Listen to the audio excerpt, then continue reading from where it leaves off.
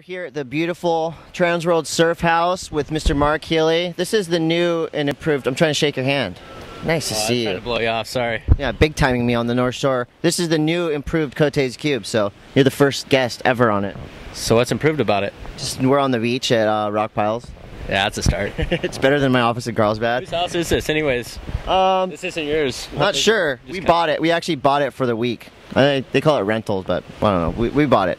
Anyway, Mark, big couple of days. Let's start by talking about the eddy. Obviously, you know, you're always a favorite going into that. Tell me, like, first off, what the anticipation was like, knowing that it was going to be big. Like, how did you get yourself psyched for it?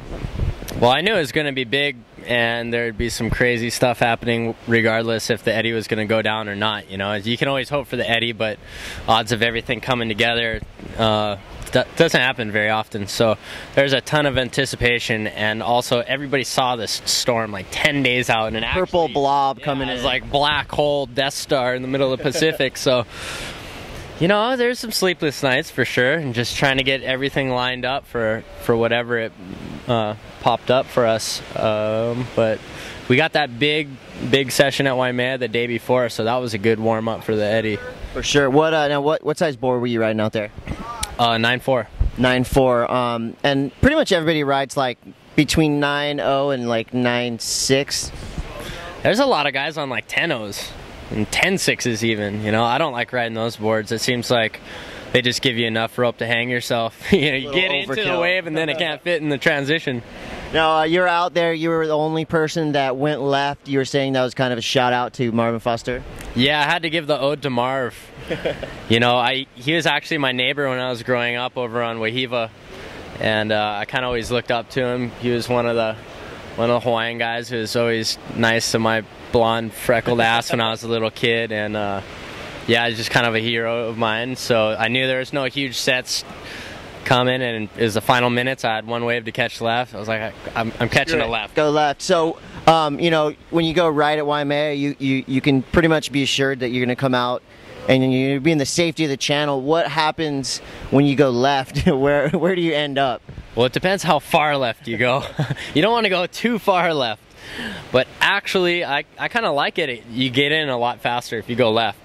You can't go too far, and all that water is pushing around the point, so it wants to push you around the corner, and all that water wants to flush into the base, so you usually just miss the rocks. It looks scary as hell. Speaking of scary, a couple months ago now I keep hearing this story from people, you were riding on the fin of a great white shark freediving. Is this a rumor, or is this shit true? Because I'm gonna die if it's true.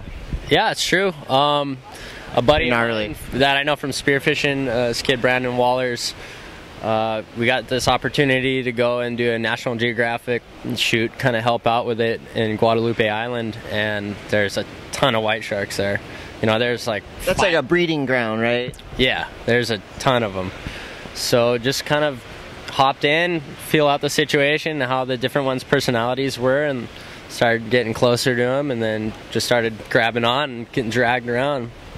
Now, you're not, like, I always talk to you about these shark stories and big waves and stuff. You never seem scared. You had to be a little bit anxious, I guess you would say, around these great whites? Yeah, I wasn't doing it as a stunt or anything. I just knew from dealing with a lot of sharks in my life and kind of watching them in the water that it didn't want to eat me. It was just kind of checking me out, and it was actually... The big ones will kind of chase around the smaller ones around the back of the boat, so they almost seem preoccupied with asserting their dominance to other sharks. That's when you go in and hop on. But yeah, the first one I got, I've never been so scared in my life. Nice. So you do get scared. Okay, good.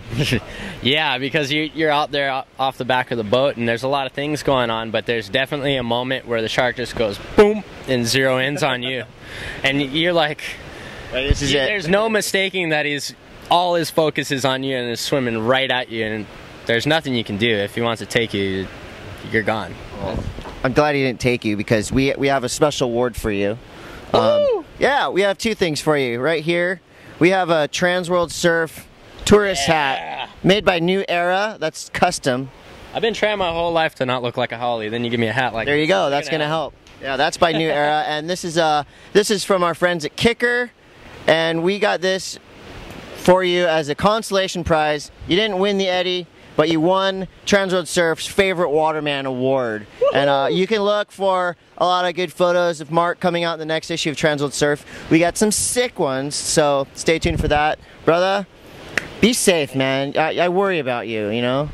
Sound like my mother. I know, I'm kind of like that. All right, Mark Healey, ladies and gentlemen, Cotes Cube, on the beach, North Shore.